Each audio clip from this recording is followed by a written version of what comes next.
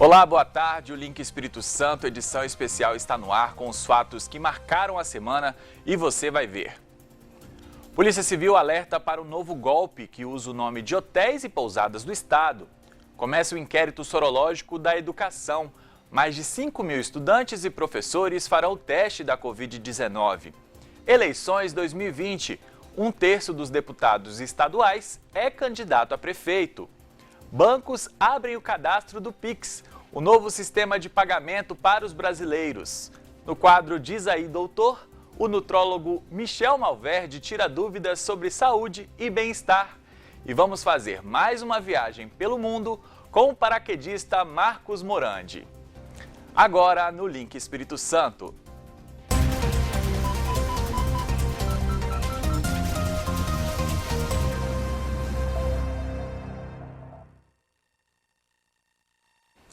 Muito obrigado pela sua companhia, pela sua audiência. Eu sou Rodrigo Schroeder e você está na Record News. Os bandidos estão cada vez mais ousados na hora de aplicar golpes. Aqui no estado, muita gente tem sido vítima do golpe do falso sorteio. Uma mensagem enviada em nome de um hotel ou pousada, dizendo que a pessoa ganhou um fim de semana de hospedagem. É nessa hora que a vítima acaba fornecendo os dados pessoais para os golpistas. De acordo com a Federação dos Bancos, a Febraban, no período do isolamento social, os bancos registraram um aumento de 80% nas tentativas de fraudes na internet. Também foi registrada uma alta de 70% no golpe do falso funcionário e crescimento de 65% no golpe do falso motoboy. Um outro tipo de golpe tem atingido restaurantes e pousadas do Espírito Santo, como conta esta empresária. Eles estão atingindo os hotéis da seguinte forma: distribuem uma mensagem, como já fizeram 4 vezes com a pousada Rabo do Lagarto, uma mensagem dizendo que a pessoa que recebe essa mensagem foi sorteada para passar 3 diárias aqui. E pede que mande nome, CPF, dados pessoais, e a pessoa inocentemente cai nesse jogo do mal e tem os seus dados sequestrados e contas invadidas, o WhatsApp clonado. E esse tipo de crime tem se tornado cada vez mais comum. Tem crescido o número de sites e perfis falsos, segundo a Polícia Civil, que dão prejuízos aos consumidores. E com isso, mais gente tem procurado as delegacias para prestar queixa. Os criminosos cada vez mais se aproveitam das pessoas, das oportunidades para criarem novos tipos de delitos e fazerem assim mais vítimas. Então cabe sempre o cidadão em casa tomar cuidado para não ser vítima de um crime cibernético. Lembrando sempre, a gente sempre fala aqui, a maioria desses crimes podem ser evitados, mas as pessoas acabam caindo nesses golpes por não pararem para pensar um minuto naquilo que está diante da sua frente. Se você tomasse esse devido cuidado, com certeza você evitaria ter que vir registrar a sua ocorrência aqui na delegacia. Um dos principais que vem acontecendo ultimamente é aquele que os criminosos criam perfis falsos no Instagram, geralmente, de restaurantes, pousadas no interior do estado do Espírito Santo, e entram em contato com as pessoas dizendo que você ganhou uma promoção ou ganhou um voucher em determinado restaurante. Eles criam um perfil quase que perfeito, só mudam detalhes da URL, do nome do perfil, a pessoa não percebe que aquele é um perfil falso e o criminoso posteriormente fala: olha, para você ter acesso a esse voucher, para você ter acesso a essa promoção, você precisa enviar para a gente um código de confirmação que você está recebendo via SMS. A pessoa acaba enviando esse código de confirmação, mesmo sendo informado nesse código, nessa mensagem, que o código não deve ser compartilhado. O delegado também conta que o WhatsApp é outra rede social muito visada pelos criminosos. Também é muito comum a questão do WhatsApp, criminosos se passando pela gente, pegam nossas fotos nas redes sociais, Instagram, Facebook, na própria internet, criam uma conta falsa do WhatsApp com um número desconhecido, tem acesso a banco de dados, e nesse banco de dados descobrem os telefones dos nossos parentes, nossos familiares, e acabam se passando pela gente, falando com o seu familiar, o seu amigo: olha, esse é meu número novo, salva ele aí. E logo depois é aquela velha historinha, começa a pedir dinheiro.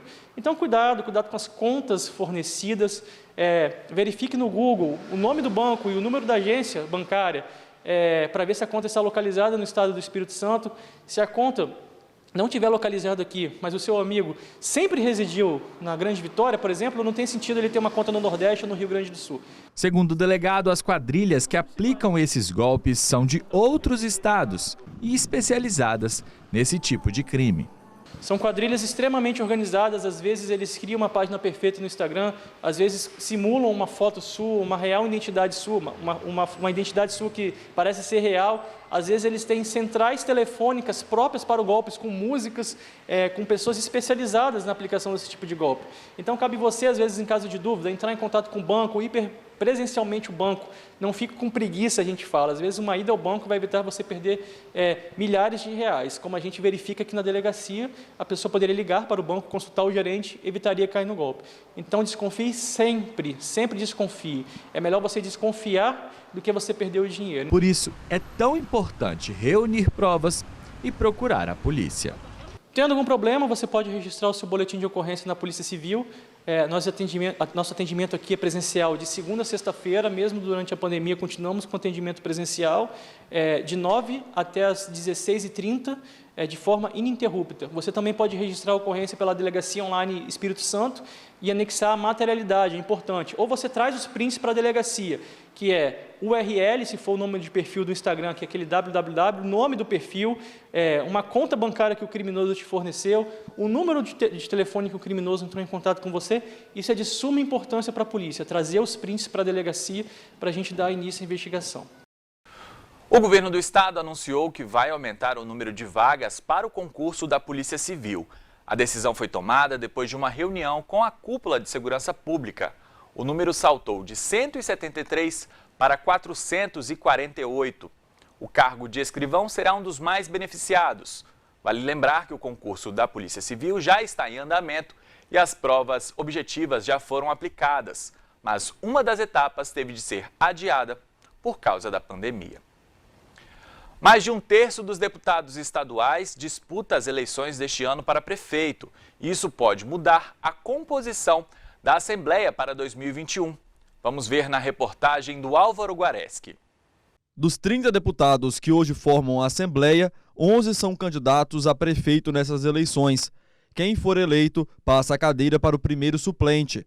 Só na capital são 3 deputados. Capitão Assunção, do Patriotas, delegado Lorenzo Pasolini, do Republicanos, e Gandini, do Cidadania. Também na Serra, maior município do estado, outros 3 deputados concorrem ao cargo. Alexandre Chambinho, do PL, Bruno Lamas, do PSB e Vandinho Leite, do PSDB. Em Vila Velha, Dr. Hudson Leal, do Republicanos. Em Cariacica, Euclério Sampaio, do DEM. Em Guarapari também tem parlamentar na disputa, o deputado Carlos Von, do Avante. Marcos Garcia, do PV, concorre em Linhares e Enivaldo dos Anjos, do PSD, quer ser o chefe do Executivo em Barra de São Francisco. Na avaliação do cientista político João Gualberto, a candidatura de políticos para outros cargos durante o mandato é algo comum no Brasil e que, no caso dos deputados que disputam as eleições municipais, as atividades legislativas não são necessariamente atrapalhadas. O sistema político brasileiro foi construído assim. O poder local tem como porta de entrada a Câmara de Vereadores, depois a Prefeitura, a Vice-Prefeitura e, finalmente, o deputado estadual, quando o líder consegue se consagrar. Não há em si um problema, porque o prefeito, a liderança, o que ele vai fazer? A liderança vai exercer as suas articulações no plano estadual. Para o cientista, o grande problema da estrutura eleitoral brasileira é a profissionalização da política. O político ele é um agente público, um agente político, né? Ele está exercendo um mandato de representação. Então, na maioria, ou em algumas democracias mais maduras, evita-se essa reeleição permanente, né?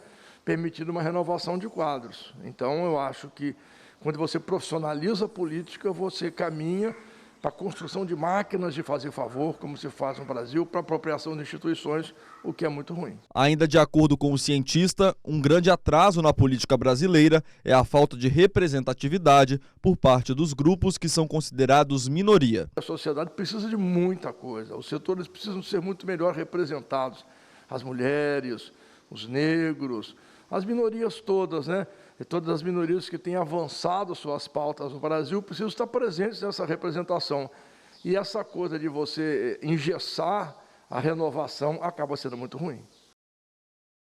Começou nesta semana o inquérito sorológico da educação, que vai mostrar a prevalência da Covid-19 na comunidade escolar. Serão testados aproximadamente 3.400 professores, 2.300 funcionários e cerca de 5.000 alunos que foram escolhidos por meio de um sorteio. O inquérito vai mostrar a prevalência da Covid-19 na comunidade escolar. Os testes estão sendo aplicados neste caminhão da Secretaria de Saúde, estacionado em frente a uma escola em Cariacica. Foram sorteados 13 municípios. Dentro desses 13 municípios, 86 escolas. As escolas sorteadas, nós estamos pegando ali os alunos, que é também por amostra, por amostragem, e os professores e trabalhadores da educação, todos são convidados para fazer o teste. O teste que está sendo aplicado é o sorológico. Para isso, uma amostra de sangue é colhida para ser analisada. Como é um teste sorológico, né, ele exige uma logística um pouco diferenciada. Você colhe o sangue, centrifuga, né, examina o soro. E então, a gente está em média de 7 a 10 dias, uma média de tempo para liberar esses resultados. Tem o laboratório nosso LACEN e a Fiocruz do Rio de Janeiro, que está também em parceria conosco nessas análises. Para fazer parte do inquérito, que é facultativo, alunos e profissionais recebem um termo de consentimento logo na entrada. Com ele em mãos, outras etapas precisam ser cumpridas. Depois da assinatura do termo de consentimento, é preciso sentar aqui nessa cadeira e responder a algumas perguntas de um questionário. E só depois é que o exame aqui nessa sala é colhido. Mãe e filha vieram cedinho fazer o teste e falaram da importância de saber se já tiveram ou não a Covid-19. Eu acho importante para se prevenir, né? Para saber se tá com alguma coisa. Ainda mais eu que estou saindo para fazer curso, aí é importante. Como ela disse, ela tem acesso, né, a outras pessoas, porque precisa fazer curso, essas coisas. Então, quando eu fiquei sabendo dessa oportunidade do teste, eu já falei, não, ela vai fazer sim, porque a gente fica mais tranquilo, né? Esta outra mãe também trouxe a filha para fazer a coleta. Quanto mais fazer teste, mais o Estado vai saber se está aumentando, para ter o quê? Uma base bem correta da primeira onda. Além do inquérito, o governo do estado também está realizando um censo sorológico com todos os profissionais da área da educação. Paralelo, já tem mais de 7 municípios que já iniciaram o censo, né? O censo ele atinge todas as escolas estaduais, então a gente tem aí uma massa aí no estado, né, dos 78 municípios, a realização desse censo sorológico nos trabalhadores e professores. No próximo bloco, nós vamos mostrar um outro golpe pelas redes sociais. Em Colatina, uma vítima teve prejuízo de mais de R$5.000. E ainda, vamos tirar as dúvidas sobre o Pix, o novo sistema de pagamentos que vai substituir o TED e o DOC. É um instante só.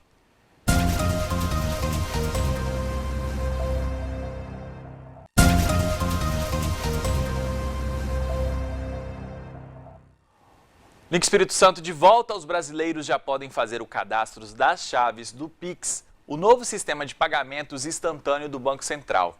Só que muita gente ainda tem dúvidas, então nós pedimos ao Charles Souza, apresentador do programa Inove-se, para explicar em detalhes como esse sistema vai funcionar. E o tema de hoje é Pix, que é um novo meio de pagamento criado pelo Banco Central. O Pix ele promete revolucionar o mercado financeiro, principalmente quando se trata de pagamentos e recebimentos, transações bancárias em geral. O Pix ele promete desbancar o DOC e o TED. É um pouco parecido, porém o DOC e o TED têm as suas regras e uma das principais regras que o Pix vem quebrando é a sua disponibilidade, porque você consegue fazer uma transferência e vai cair na conta da pessoa acreditada imediatamente, porque o Pix ele é imediato, funciona 7 dias por semana e 24 horas por dia. Você faz uma transação via Pix hoje, agora, e imediatamente já cai para a pessoa que vai receber. Sobre as taxas, apenas as pessoas jurídicas tendem a pagar taxa utilizando a forma de pagamento Pix. A pessoa física tende a não pagar essas taxas, a não ser que a pessoa física faça alguma transação onde precisa receber uma compra. Aí sim tem a possibilidade de pagar taxas também. A segurança do Pix, eu posso garantir que é melhor do que as outras formas de pagamento, porque o código desenvolvido, a inteligência desenvolvida nesse novo meio de pagamento é muito recente e muito robusta e também rígida quanto a fraudes. Para você fazer uma transação via Pix, você pode abrir o seu aplicativo do seu banco ou da sua carteira digital, e você pode escanear o QR Code do Pix da pessoa, do código Pix da pessoa. Assim você consegue fazer a transação de uma forma muito simples e prática. Todo mundo pode utilizar o meio de pagamento Pix, basta você ter uma conta bancária e utilizar o aplicativo desse banco ou ter uma carteira digital. A chave de acesso foi liberada no dia 5 de outubro, ontem, ou seja, as pessoas têm de agora até o dia 16 de novembro para poder se organizarem e também fazerem as suas chaves Pix. A chave Pix, ela pode ser o seu CPF ou CNPJ, no caso de pessoas jurídicas, pode ser também o seu e-mail, pode ser o seu número de telefone ou uma sequência de caracteres que você escolheu, uma sequência mais aleatória. Cada conta você pode cadastrar até 5 chaves Pix. Se você olhar o seu aplicativo do banco, com certeza já tem algum botão, já tem algum alerta te orientando como cadastrar a chave Pix no seu aplicativo atual. Eu espero que eu tenha contribuído com essa informação. Um abraço, até a próxima. Uma vítima sofreu um prejuízo de mais de R$5 mil por causa de um golpe pelas redes sociais. Isso aconteceu em Colatina e nós vamos até a nossa redação na cidade para ter mais informações. Olá, boa tarde, Rodrigo Schroeder, boa tarde a todos que nos acompanham aqui no Link Espírito Santo. É isso mesmo, hein? Golpe que vai se tornando comum. E mais uma moradora aqui de Colatina foi vítima desse golpe na rede social, no WhatsApp, e quase teve um prejuízo de mais de R$5 mil. Acompanhe os detalhes nessa reportagem. A vítima foi a autônoma Heloísa Helena Freitas. Ela explica que recebeu um pedido do irmão e também do sobrinho para que fossem realizados depósitos em uma conta bancária. Meu irmão me ligou, me dizendo que tinha feito um depósito na minha conta. Eu falei, depósito? Ele disse, sim, um depósito. Ele me pediu R$3.860 emprestado. Falei, não, eu não te pedi R$3.860 na sua conta. Ele falou assim, mas eu acabei de fazer. Eu falei, não, eu vou olhar agora. Aí eu olhei e vi que não tinha, né, o depósito feito. Aí ele respondeu, não, Heloísa, eu estou só confirmando porque eu recebi um WhatsApp com o seu nome, com a sua foto, com você me pedindo R$3.860. Aí eu falei com ele, não, eu não pedi e não mande porque eu não quero. Isso foi num horário mais ou menos de 9 horas da manhã. Quando deu lá para as 3h30 para 4 horas, meu sobrinho de Minas Gerais me ligou, me perguntando se ele poderia fazer o depósito na minha conta amanhã. Eu perguntei, Rômulo, que depósito? Tia, a senhora não me pediu R$2.900 emprestado? Falei, não, Rômulo, eu não te pedi R$2.900 emprestado. Heloísa explica que por pouco não teve um prejuízo de mais de R$5 mil. Além disso, teve sua identidade usada por outra pessoa, o que acabou a deixando muito constrangida. Se fosse meu sobrinho, eu teria como estornar. Sendo meu irmão, seria como estornar. Mas se fosse uma outra pessoa, né? E no final das contas, quem ia passar constrangimento seria eu, porque eu não perdi esse dinheiro. Vai que eu peço a uma pessoa que tenha, deposita na conta alheia e depois como é que eu ia rever esse dinheiro e me explicar? O delegado Ricardo Barbosa explica que as mensagens, na maioria das vezes, vêm cheias de erros de ortografia e com pedidos altos de quantia para depósitos. Além disso, algumas vítimas se sensibilizam e acabam atendendo o pedido de forma urgente, na tentativa de querer ajudar. No mais das vezes, o que a gente observa é que o tipo de fala mantida com a suposta vítima, ela é carregada de muitos erros de linguagem, também alguns pedidos um pouco mais absurdos, como valores bem altos para fins de depósito. Talvez a pessoa que em tese estaria pedindo não é tão próxima da pessoa com quem está sendo mantido contato, e mesmo assim essas pessoas elas acabam fazendo um depósito numa tentativa urgente de querer ajudar. Essa urgência atrapalha bastante, porque ela ataca de forma incisiva uma vulnerabilidade da pessoa, que é a alteridade. Ela pensa, eu preciso ajudar, e acaba fazendo um depósito numa conta que até, de certa forma, tem um rastreio um pouco mais dificultoso. A pena para quem pratica esse tipo de crime pode chegar até 10 anos de prisão. Se o crime for de furto, varia de 1 a 4 anos de reclusão. E se for de estelionato, varia de 1 a 5 anos. E se o crime for cometido contra uma pessoa idosa, essa pena pode dobrar. Algumas vezes acontece o furto mediante fraude, que é o infrator ele acaba fraudando o sistema de segurança numa agência bancária, de uma conta corrente. E no caso do WhatsApp, no mais das vezes, é o próprio estelionato. Esse estelionato ele tem pena de 1 a 5 anos, podendo chegar até 10 anos caso a vítima seja um idoso. No caso do furto, a pena é de 1 a 4 anos, podendo chegar de 2 a 8 anos, caso ele seja praticado mediante fraude, como no mais das vezes, ou em concurso de pessoas. O delegado lembra que todo cuidado é pouco ao saber com quem se conversa e ao repassar dados pessoais na internet. O primeiro passo é saber transmitir os dados pessoais e para quem está se transmitindo. Muitas vezes, várias pessoas elas preenchem formulários na internet, quando na verdade elas estão preenchendo formulários que estão captando seus dados para a prática de futuros ilícitos. Essa é a primeira questão. A segunda questão é saber para quem está sendo passado esses dados. O que a gente tem percebido é que no sequestro de WhatsApp, por exemplo, ou até mesmo nos phishings, que são arquivos maliciosos enviados para o WhatsApp ou e-mail de vítimas, elas acabam preenchendo esses formulários e transmitindo esses dados pessoais. A transmissão de dados pessoais, ela tem que atender a alguns critérios de confiabilidade. Eu não posso transmitir essa informação para alguém supondo que esse alguém é realmente o que ele está falando. Eu tenho que ter certeza. Eu não posso ter dúvidas sobre a pessoa para quem eu estou enviando os dados. A outra questão importante no caso de uma suspeita, ela tem que entrar em contato com quem está pedindo ajuda. E é um contato imediato. Um contato telefônico até pessoal, porque via WhatsApp vai acabar no fim que ela vai continuar mantendo contato com o fraudador. A internet que se tornou uma ferramenta de muita utilidade para todos nós, mas também é uma ferramenta que fica aí na mira dos golpistas. E agora, inclusive, o aplicativo WhatsApp também está sendo usado aí para a tentativa desses golpes. Fique atento. Essas são as informações hoje aqui de Colatina. Voltamos agora ao estúdio em Vitória. Com você, Rodrigo. De Colatina, agora a gente vai para Linhares, onde o Cláudio Alves traz mais notícias da região para a gente. Boa tarde, Cláudio.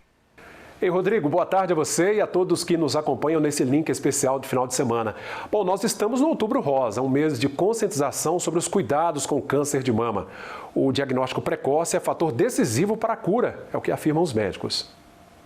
Outubro é o mês dedicado à prevenção do câncer de mama. Ele recebe o nome de Outubro Rosa e visa a conscientização das mulheres acerca da doença. Câncer de mama é uma proliferação das células desordenadamente. Alguma célula, por algum motivo, ela sofre uma mutação e aí fica alterada, e essa célula alterada começa a se multiplicar desordenadamente, formando o câncer. O câncer de mama pode se apresentar de várias formas. Na maioria das vezes, o câncer de mama se apresenta como um nódulo na mama, um carocinho.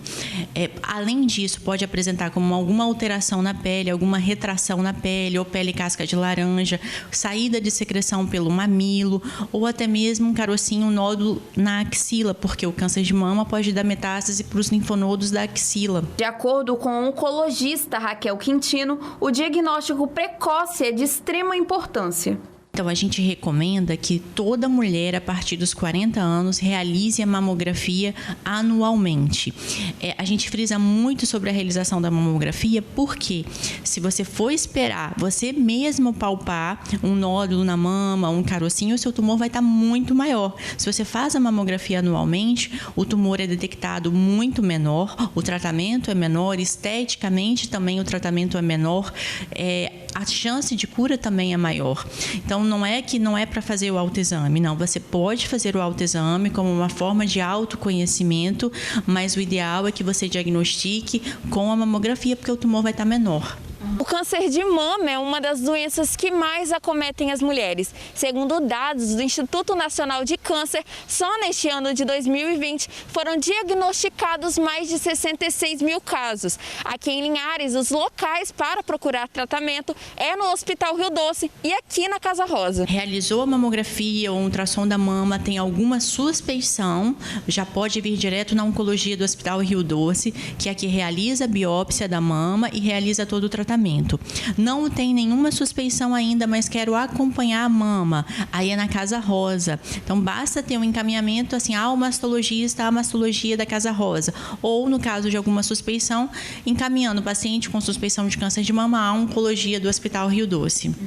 A Wilciane Farias foi diagnosticada com câncer de mama há 2 anos. O bom humor e a fé foram seus aliados durante o tratamento. Eu descobri o câncer aos 39 anos, eu estava em casa, quando eu resolvi fazer, que todo mês eu sempre estava fazendo autoexame, e eu senti um pequeno carocinho, né, um nódulo. Logo então, procurei um médico, né, para fazer os procedimentos, né, os exames, e daí constatou realmente que era um câncer. Quando eu recebi esse diagnóstico, eu saí dali de dentro daquele consultório. O primeiro pensamento que eu tive, que tipo de mulher eu vou ser diante essa situação? E eu pensei logo, eu quero ser uma mulher lutadora e vencer essa doença, né? E lutar com um sorriso no rosto. E eu lutei assim, rindo. Todo mundo falava, nossa, como você pode enfrentar essa doença com esse sorriso? E claro que não poderia faltar o apoio da família. Sim, contei isso, ajudou muito, muito mesmo. O meu esposo estava sempre ao meu lado, os meus pais, irmãos, os amigos. Isso deu mais força ainda para poder seguir em frente. Por hoje é só. Rodrigo, eu retorno à Vitória com você. E hoje é dia de tirar dúvidas sobre saúde e bem-estar com o médico Michel Malverde. Olá, eu sou o Dr. Michel Malverde e estou aqui para responder a pergunta de vocês, telespectadores, no quadro Diz aí, doutor. Vamos lá? Diz aí, doutor, o que eu posso fazer para fortalecer a minha imunidade? Ana, algumas coisas devem ser observadas no seu dia a dia para que você melhore a imunidade. Não tem uma coisa que vai fazer esse milagre. Você vai ter que ajustar o que eu chamo dos pilares da vida saudável. Você vai ter que adequar e otimizar o seu sono, melhora da ingesta de água, ajustar e melhorar o seu plano alimentar, a sua dieta, fazer atividade física, tá? Se houver, né, e tiver oportunidade de ser avaliado pelo médico também para poder dosar vitaminas, minerais, poder otimizar, assim também como a questão hormonal, tá? Então isso tudo deve ser observado e medidas simples no dia a dia podem melhorar muito essa questão da sua imunidade, reduzindo alimentos inflamatórios, melhorando a questão de ingesta de água, como eu falei anteriormente, e um fator super importante que é muito difícil de ser conseguido, eu entendo, mas deve ser muito observada a questão de gerenciar o estresse, tá? O estresse também muito grande, e vou te dizer que esse estresse, principalmente agora nessa pandemia, fez com que muita gente, só pelo fato de estar muito mais estressado, com medo da doença, enfim, acabasse reduzindo drasticamente a sua imunidade. Então, assim, temos algumas medidas simples do dia a dia que você pode melhorar, otimizar e que depende de você para que consiga melhorar a sua imunidade. Então, doutor, o que eu posso fazer, né, nesse tempo todo que eu fiquei parada em casa, nesse tempo de pandemia, e eu estava sentindo muito dor nas pernas. Eu decidi, por conta própria, fazer a caminhada aqui no bairro Bento Ferreira, e ainda com máscara. Será que isso é viável? Será que isso é bom, sem ter consultado o médico antes? Marta, você sair da inatividade física para fazer qualquer tipo de atividade física, pode ter certeza absoluta que já vai ser um ganho para a sua vida, tá? Um ganho na sua saúde, seja dando uma caminhada, uma corrida leve, você já vai ter vários benefícios em relação à diminuição de risco cardiovascular, por exemplo, a questão até de aos poucos ir melhorando a sua imunidade, mas claro, assim que possível, quanto antes, faça a sua avaliação médica para poder ver qual o tipo de exercício e qual o melhor tipo de exercício físico que vai se adequar tanto à sua rotina, quanto também ao que você pode fazer em relação a se o seu coração vai suportar ou não, se o seu pulmão vai suportar ou não, tá? E aí sim, dessa forma, com a avaliação mais específica, a gente vai conseguir, com certeza absoluta, otimizar o seu plano... Vamos lá. E aí, dessa forma, você sendo avaliada especificamente, a gente vai conseguir otimizar a sua atividade física, fazendo o quê? Indicando o que é realmente necessário para você. Respondendo agora a pergunta de um telespectador que enviou aqui pelo nosso e-mail, que é o dizaidoutor@redesim.com, ok? A pergunta é da Renata de Vitória. Estou com muita queda de cabelo, o que pode ser? Renata, alguns fatores podem estar interferindo nessa sua queda de cabelo, tá? Dentre eles, níveis de vitaminas e minerais, tem que ver como é que está o seu nível de ferro no sangue, tá? A gente também tem que ver como que estão seus níveis hormonais, como os hormônios da tireoide, tá? Eles devem estar otimizados para que a sua queda de cabelo diminua. E claro, tendo necessidade, a gente vai repor tanto os hormônios quanto também os nutrientes, vitaminas e minerais. E uma coisa super importante, como está o seu nível de estresse. Foi muito observado, eu observei demais, tanto em familiares, quanto em amigos, quanto em pacientes no meu consultório, que a queda de cabelo aumentou drasticamente após o início da pandemia. Então, o estresse também é um fator super importante em relação a essa questão de queda de cabelo, ok? Se você tiver alguma dúvida, pode mandar aqui pra gente pelo e-mail do dizaidoutor@redesim.com e também pelo WhatsApp, no número que aparece aqui na tela, ó. Para participar do quadro com o Dr. Michel, basta enviar sua dúvida para o telefone 27 999 27 6943. Também você pode enviar e-mail para dizaidoutor@redesim.com. O quadro Diz aí Doutor volta no próximo final de semana. No próximo bloco tem as dicas da agenda cultural e também uma viagem espetacular com o paraquedista Marcos Morandi. A gente volta já.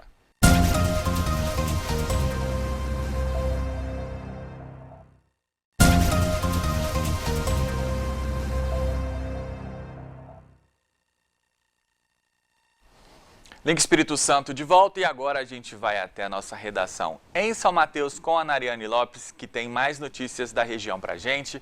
Boa tarde, Nariane. É isso mesmo. A construção, que tem quartos, banheiro e cozinha, chama tanto a atenção que já ganhou fama não só na cidade, mas em outras partes do mundo.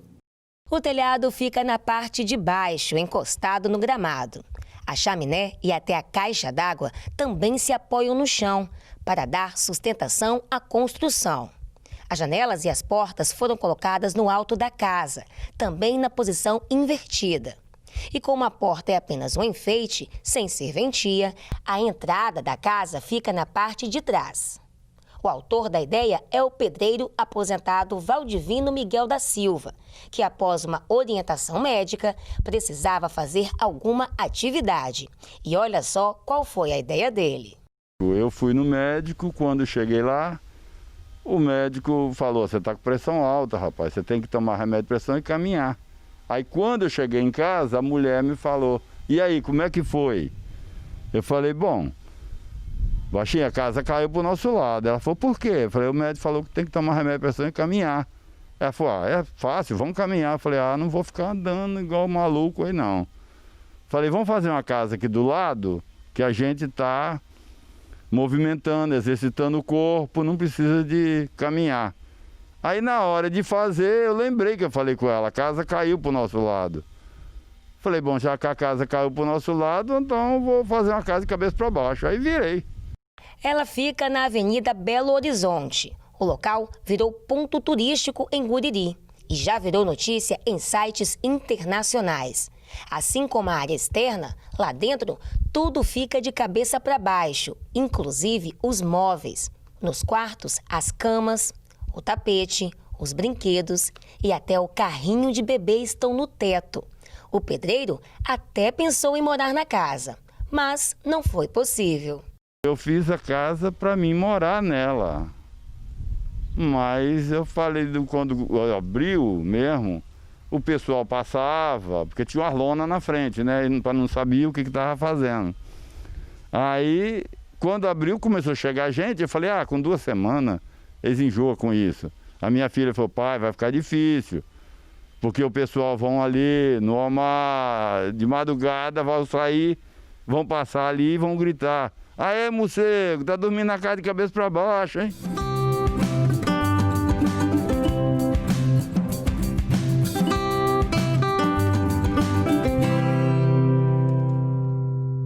Boa tarde a você que está nos acompanhando na edição especial do final de semana. Segunda-feira eu retorno com mais notícias aqui de São Mateus e da região. Até lá!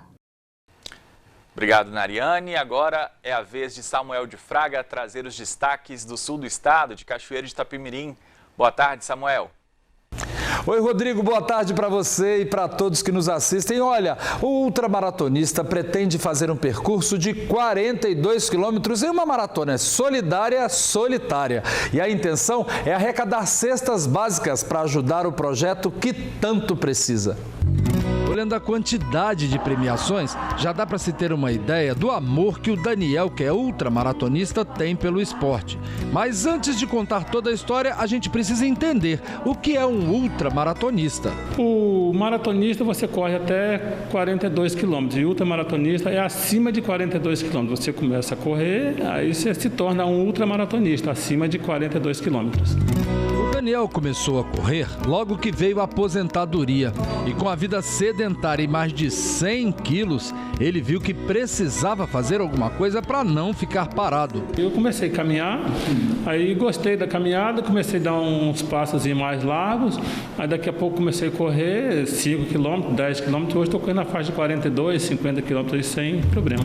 Entre todos esses prêmios, tem um que tem um grande significado para ele, que foi o primeiro título e na primeira colocação.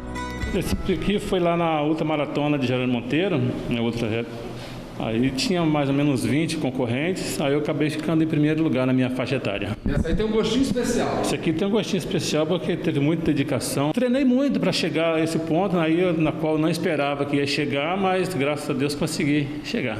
Daniel é maratonista desde 2017. De lá para cá, ele teve muitas participações e já conquistou 10 títulos.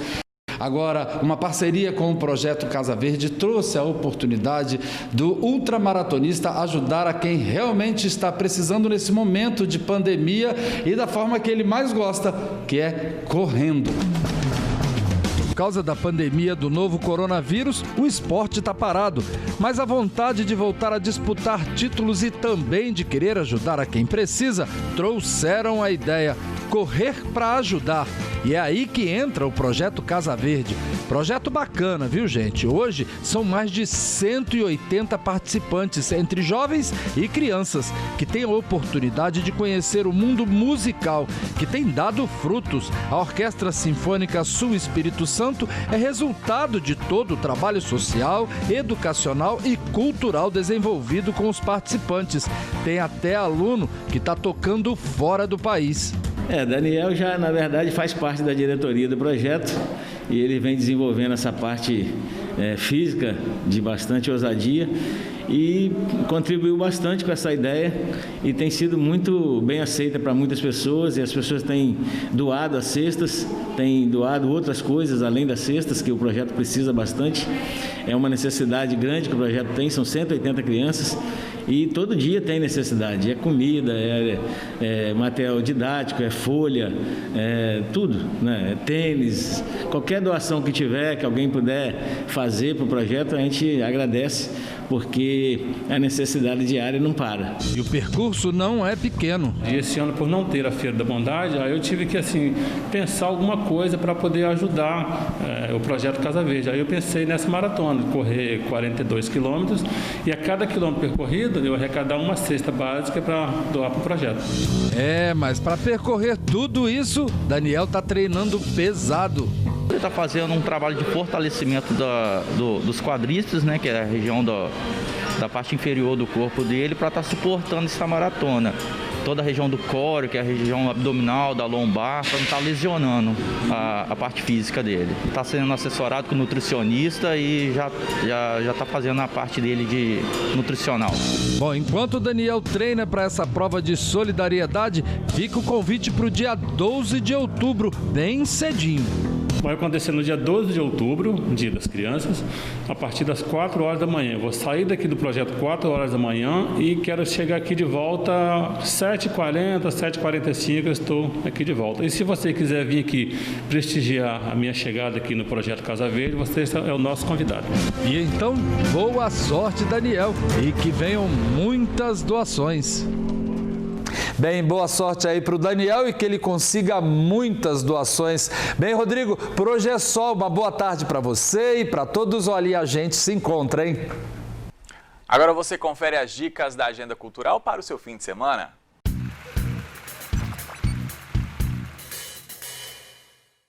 It's going to sound strange, but I'm having somebody else's dream.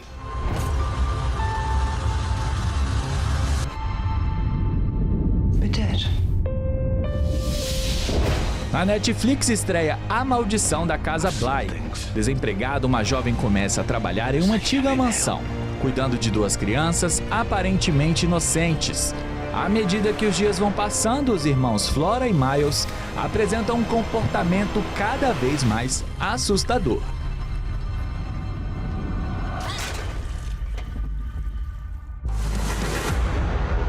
Oi, tá tudo bem. Fica calma. Não fica com medo. A gente vai te ajudar. Feche os olhos. Em Cidade dos Mortos, com a civilização ameaçada por uma terrível doença, um grupo de adolescentes põe em risco suas vidas e seu próprio senso de humanidade na luta pela sobrevivência. Aconteça o que acontecer, eu nunca vou te perdoar. Hubie Dubois is the nicest guy in this town. Here's some Happy Halloween word churches. You can pass it out to the kids. Thank you so much. E em O Halloween do Ruby, apesar da devoção à sua cidade natal, Ruby é uma figura de grande zombaria para as crianças e adultos. Quando um assassinato próximo do Dia das Bruxas ocorre, Ruby assume a responsabilidade de investigar o caso, sendo a esperança para a salvação da data. I know who did this. Not now, Hubie. Mayor, I suggest we cancel Halloween immediately. We ain't canceling a damn thing. E agora a gente viaja com o paraquedista Marcos Morandi para mais uma aventura na Europa. Olá, pessoal. Estou aqui para compartilhar com vocês esse episódio cujo tema foi a minha experiência na Noruega, um país nórdico que tem um modelo social extremamente organizado e muito importante, com belíssimas paisagens que os senhores verão a seguir, inclusive, durante o meu trajeto de carro até a cidade de Voss, uma cidade internacionalmente conhecida pelos seus encontros de grande relevância no mundo político global. A Noruega faz parte dos países nórdicos, é um país que tem peculiaridades ímpares, uma organização social primorosa, aonde nós podemos desfrutar, conforme os senhores verão a seguir, de paisagens literalmente deslumbrantes. Eu fui agraciado. Numa das minhas viagens à Europa, eu decidi mudar o meu rumo e chegar até a Noruega, que fica ao norte, e lá eu tive a oportunidade de experimentar não só saltar na área de saltos regular, mas também um salto que eles haviam programado, um salto de projeto, fora da área, num lugar de zona rural, onde nós pousamos perto de uma plantação, ao lado de um rio, incluindo todos os protocolos de segurança, envolvendo aí um bote motorizado e flutuadores que nós carregamos anexados ao nosso corpo. Foi uma experiência fascinante. Inclusive, eu aproveitei um treino no túnel de vento, um dos mais famosos no mundo, que fica em Voss, que foi a cidade que eu lá estive para realizar os meus saltos. Existe um nível de estresse praticamente inexistente e pude usufruir de uma beleza natural incontestavelmente deslumbrante. É isso aí, segue o vídeo.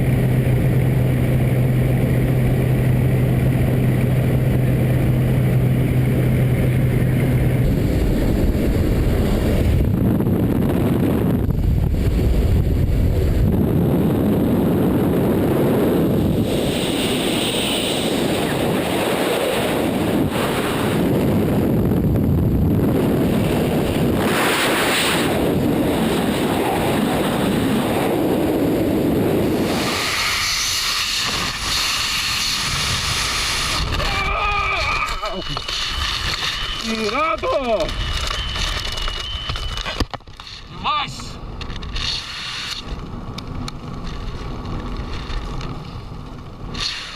Obrigado, Senhor. Essa oportunidade magnífica.